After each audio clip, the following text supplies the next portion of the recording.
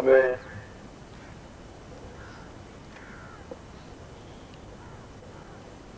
उन विशिष्ट मंत्रों के माध्यम से पूर्णाहुति प्रयोग संपन्न करवा रहा हूं। जो पूर्णाहुति जो कार्य आज सुबह में जब साधना रखा उसमें मेरे सामने भगवान श्री कृष्ण और उनका यहाँ का गर्म क्षेत्र उन्होंने जो कुछ यहाँ जिस प्रकार से कार्य किया केवल युद्ध नहीं था, एक जीवन का पूरा संघर्ष था। जो जीवन का संघर्ष आप और हम भोग रहे हैं, आप भी पूरे जीवन पर संघर्ष करते हैं उस पूर्णता की प्राप्ति के लिए। और मैंने एक उदाहरण दिया था कि पूर्णता का मतलब केवल धन नहीं, पूर्णता का तात्पर्य जीवन के सारे सुख और आनंद प्राप्त की प्रक्रिया है। और ऐसे आनंद की प्राप्ति जिसको भी होती है, जो भी वास्तव में ही पूर्व जन्म के जिसके पुण्य उदय होते हैं, जो वास्तव में ही जिनके पूर्वजों का पुण्य उसके जीवन में आता है, वही साधक और साधना के क्षेत्र में आगे बढ़ता है। गृहस्थ जीवन तो पशु पक्षी भी कर लेते हैं, संतान तो पशु भी पैदा कर लेते हैं, अनाज वो भी खाते हैं, पशु भी खाते हैं, नींद वो भी लेते हैं। नींद लेना और जिंदा रहना और सांस लेना और संतान पैदा कर देना, ये तो पशु आपसे ज्यादा अच्छी तरह से करते हैं। और मेरे लिए तो मैं तो विचार कर रहा था कि मनुष्य कितना गया बीता है कि पशु और पक्षी पूरे वर्ष में केवल एक विशेष टाइम में, कुछ विशेष समय में ही संतान उत्पन्न करती है। भोग युक्त पशु और पक्षी साल में नहीं। और इस घटना को, इस चिंतन को भगवान श्री कृष्ण ने उस महाभारत जैसे युद्ध पर विजय प्राप्त करने के लिए यहीं पर इसी धर्म क्षेत्र में उन्होंने स्वयं उस साधना को संपन्न किया। और साधना संपन्न, साधना का तात्पर्य विजय प्राप्त करना, विजय संघर्ष पर विजय प्राप्त करने की किया। और मैं सोचता हूँ कि इतिहास अपने आप को दोहराता है। आप भी वापिस उसी संघर्ष के क्षणों में अपने जीवन के संघर्षों को पार करते हुए, पार करने की क्रिया में उस पूर्णता की प्राप्ति के लिए प्रयत्नशील हैं। और मैं आपको पूर्णता दिलाने के और प्रयत्नशील हूं। और उसमें उस ग्रंथ में पूर्णता के साथ एक अत्यंत महत्वपूर्ण श्लोक उद्घटित हुआ है। और आज जब वह श्लोक मेरे मानस में आ रहा था, क्योंकि मैंने कल आपको ये बताया था कि सामान्य मनुष्य और अद्वितीय मनुष्य में बहुत थोड़ा सा अंतर होता है। सामान्य मनुष्य दूसरों की आलोचना करके, गालियां देकर के, गालियां सुनकर के जिंदगी को पार करने के मनुष्य केवल अपने आप के विरोध, वही आनंद, वही मस्ती। किसी के लिए घूमना, कश्मीर घूमना आनंद हो सकता है, किसी के लिए भोगों में प्रवृत्त होना आनंद हो सकता है, किसी के लिए अच्छा सुस्वादु फल खाना आनंद हो सकता है। और कुछ लोग ऐसे होते हैं जो काव्य शास्त्र नोदेन कालो गच्छति धीमताम, धीमताम जो बुद्धिमान है, जो उत्तम पुरुष मनुष्य है, वह काव्य और शास्त्र का आनंद लेते हुए जीवन को यापन कर लेते हैं। और उस ग्रंथ में, श्रीमद् भागवत में भगवान श्री कृष्ण ने उन पांडवों को किसी स्थल पर, किसी धर्म क्षेत्र में एक साधना संपन्न करवाई, पूर्णता साधना। और साधना के साथ साथ उन्होंने पूर्णाहुति करवाई। यहाँ तक तो श्लोक में है जिसका अर्थ और अन्वय सबने किया। मगर वेद व्यास तो स्वयं अपने आप में वेद व्यास थे। उस वेद व्यास ने उस श्लोक में उन विशिष्ट मंत्रों के अक्षरों को भी स्पष्ट कर दिया, जिन मंत्रों के माध्यम से भगवान श्री कृष्ण ने पांडवों की विजय के लिए, और विजय कैसी, एक तो केवल 5 युवती, एक तो 18 अक्षोणी सेना, प्रसंग नहीं, कुछ लिंक नहीं।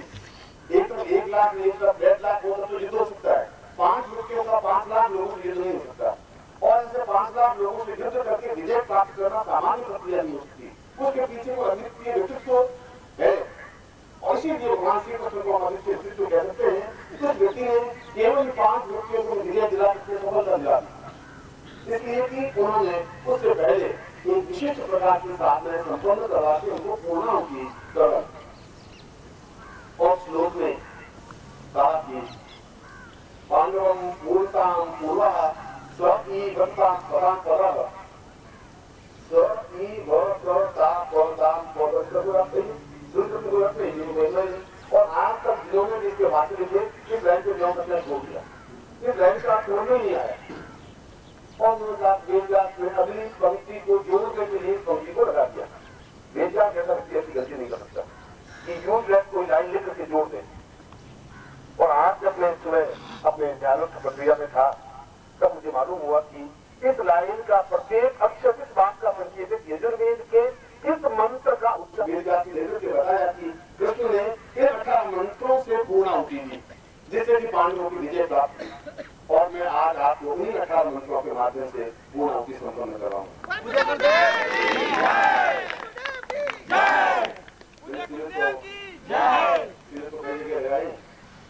मगर इन 18 अक्षरों 18 मंत्रों का पहली बार ज्ञान हुआ कि वास्तव में वेदव्यास ने इस श्लोक के माध्यम से बता दिया कि पूर्णता प्राप्ति के लिए, पूर्णता अपने संघर्ष पर विजय प्राप्त करने के लिए, संघर्ष मानसिक संघर्ष हो सकता है, संघर्ष शारीरिक रोगों से संघर्ष हो सकता है, संघर्ष बौद्धिक अभाव और धन की न्यूनता की वजह से संघर्ष हो सकता है, गति कला पर संघर्ष।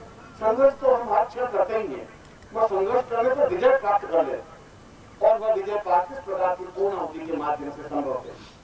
मैं वास्तव में आप लोगों का मेरा सबका सौभाग्य है कि इसी धरती पर उस लाइन का आज 20 साल से जिस लाइन का समझ नहीं आया था, उस लाइन का ये चिंतन आया कि वास्तव में मैंने मानस बनाया कि यजुर्वेद कौन कौन से मंत्र है जिन अक्षरों से संबंधित है, जो कि केवल पूर्णाहुति नहीं प्रयोग आते हैं। और पूर्णाहुति के 300 श्लोक है, 300 मंत्र है, मगर इन अक्षरों से एक एक मंत्र है। वे 18 मंत्र ही अपने आप में किस प्रकार की पूर्णता के लिए भगवान श्री कृष्ण ने पांडवों को उस पूरे युद्ध में विजय प्राप्त करने के लिए जो प्रयोग और जो मंत्र उच्चारण करके पूर्णाहुति दिलवाई थी, मैं उन्हीं मंत्रों को आपके सामने उच्चारित करता हुआ आपको पूर्णाहुति दिलवा रहा हूं।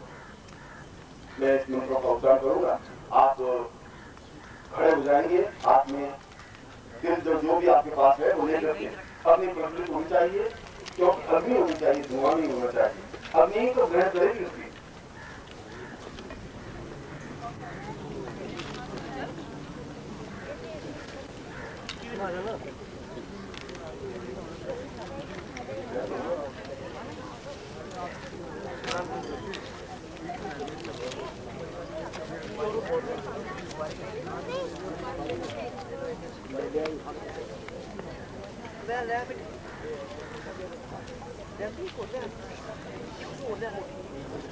थोड़ा ले लीजिए, आप ले लीजिए, पत्ते तो ले लीजिए, थाली ले लीजिए।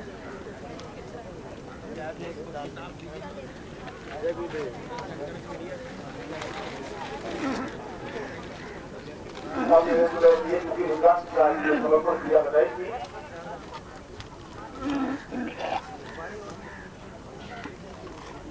और आप मुझे एक रुद्राक्ष के माध्यम से पूर्णता प्राप्त हो पाएगी।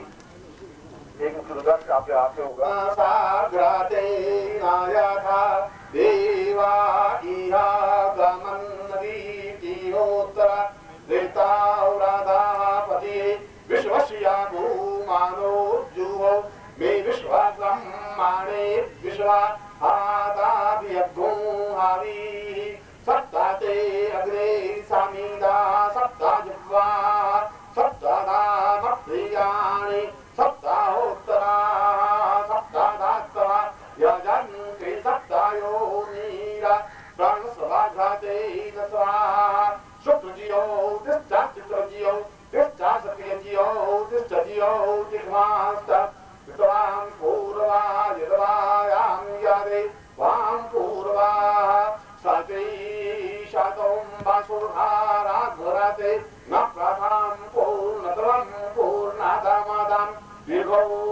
वातां साहेव दीर्घायुत्वा यबला यवक्षसे शुक्रजस्तवा सहस्रा आठो जीव सारदः शतं दीर्घायुत्वां यबला पृष्ठोर्मे बालामिन्द्रियभुं हस्तौ मे ब्रह्मवीरजम् आत्मा वै क्षत्रमूढो मम पृथ्वीर्मे राष्ट्रमुदानामभूं सद्वियास्मसरोणि ओरं आत्मनिजानुनीं विषे पाङ्गानि सर्वतः चित्तविरवां दीर्घाम् इकेत्वोरुजेत्वां वा यमस्थादेवो वा साधिता पारपायातु श्रेष्ठतमा यत्कर्मण आत्यां यत्त्वन्यानिन्द्रा यथागं प्रजावति रणामीवा अर्घमामा वस्तेनायी घातमा रसक्तोषोद्गरुवा अस्मिन् गोपातोष्या तपवीर्यजमा नृष्यपाशुन्पाही वादो वदन्त्यं वादनारां शूरवा सर्वोः सातमादीर्वा वादेहं दीर्घा युतोः सवितां सदेवा इदं पूर्णादवदां सपूर्णाः पूर्णोऽङ्गानि सरासमे पृथ्वीस्तमे पुत्रस्तमे पौत्रस्तमे भानुस्तमे जामुनीं विषे गङ्गा विसर्वतः आत्मा वै क्षत्रमूढो मम पृथ्वीर्मेकां पूर्वदमदां सहेवा शौर्वां वनो त्वां पूर्वदं सदेहा आहुति को फेंकना नहीं है, तो समर्पित करना है और श्रद्धा के साथ उनके मुंह में जैसे देते हैं वैसे देना। हाँ, रुद्राक्ष इसके साथ आप रुद्राक्ष और सुपारी जो भी हो इसी मंत्र के साथ इस आहुति जरूर देना।